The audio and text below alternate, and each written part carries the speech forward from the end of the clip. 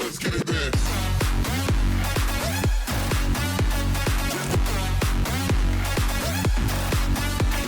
Goodbye, Vulcan. It's been nice, but we have a new king in town, the Apollo Intensa Emozione. Hey guys, Furum here, and in this video, I will be giving you some tips, tricks, and advice to winning this car in its R&D, and also giving some recommended tunings to do well in multiplayer. I'll be telling you about the car's stats, performance, driving capabilities, and, well, pretty much anything that you need to know about it. So let's get right into it. The R&D has 60 tests with 12 days to complete all tests. 2 days for the first lab, 3 days for the second and third, and 4 days for the fourth lab. What I am showing here is the very first race of the R&D, Test 1, in which I drive the car for the very first time.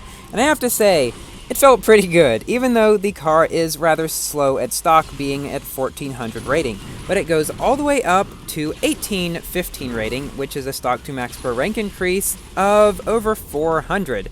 It has a tuning kit bonus of about 49. Its upgrade rank percentages are 20-30-20-30, meaning 20% on acceleration, 30% on top speed, 20% on handling, and 30% on nitro. Such a low weighting on the stats that upgrade speed allow this car to reach a high speed at a very low rank. I will get to the tunes later in the video. Now let's talk a little bit about how this car drives.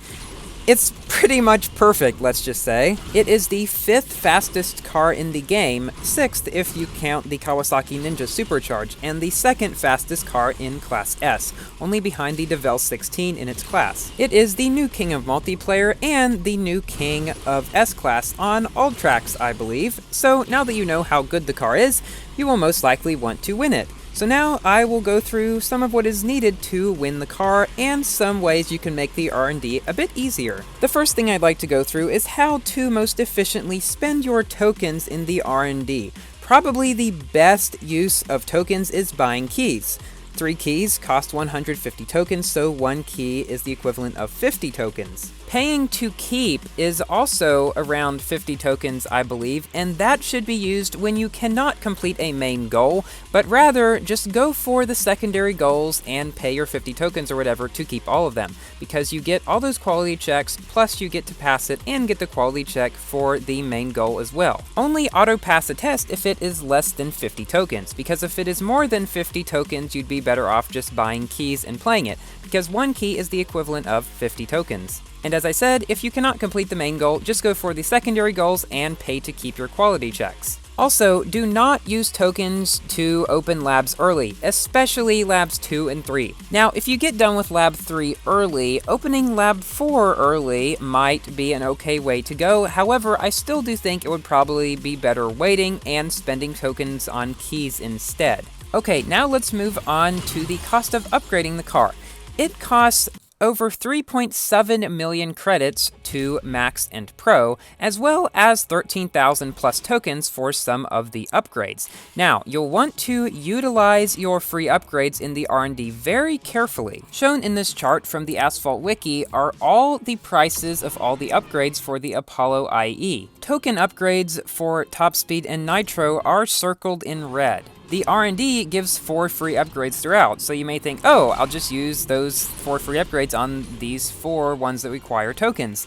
However, your first free upgrade is unfortunately going to be wasted pretty much on top speed level 2, which does save you a good chunk of credits, but that means you cannot use all 4 free upgrades on token upgrades. Thankfully, you do not have to win the car. The final AI of the Apollo IE R&D can be beaten with a tune of 05045050, meaning that you only have to pay for 3 token upgrades. So, your 4 free upgrades in the R&D should go to Top Speed Level 2, Top Speed Level 3, Top Speed Level 5, and Nitro Level 3. Do not upgrade handling on this car at all, unless you are planning to Max Pro it. Now, Acceleration has a token upgrade for Level 4 and Level 5, so it is probably best if you upgrade Acceleration to leave Acceleration at Level 3, at which case it starts up pretty much as fast as a Max Pro Vulcan, assuming you have also pro'd exhaust.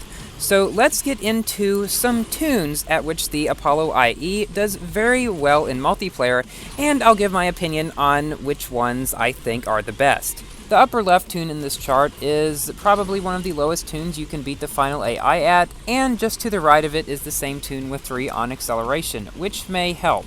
In the next row, we have 05055050 ranked 1634, which is seemingly a quite popular tune. I've seen 1 or 2 of those in multiplayer, and the one just to the right of it is the same tune with 3 added to acceleration. In the third column, we have a couple more acceleration-oriented tunes.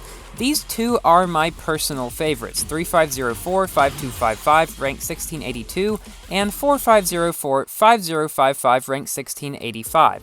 That 1685 in the third row is the one that I am most seriously considering, because most people are going to stop their acceleration at 3 because of the token upgrade. However, I do have some free ones that I can use, and if I upgrade acceleration to 4, I will be able to knock down the other Apollo IEs at the beginning, or at least shoot ahead of them more than most of the others, even if I am sacrificing a couple miles per hour, which at this rank is honestly not very much, and I believe that the huge acceleration difference can really, well, make a huge difference. As in, not getting knocked down versus getting knocked down and losing 3 seconds. And the 2 mile per hour increase in speed in the last 2 tunes is not going to make up that 3-second disadvantage. Well, okay, you may be saying, that's if you get knocked down, but what if you don't get knocked down? Well, my 1679 Vulcan is approximately 2 miles per hour slower than tunes around that rank that have nothing on acceleration, or a very minimal amount.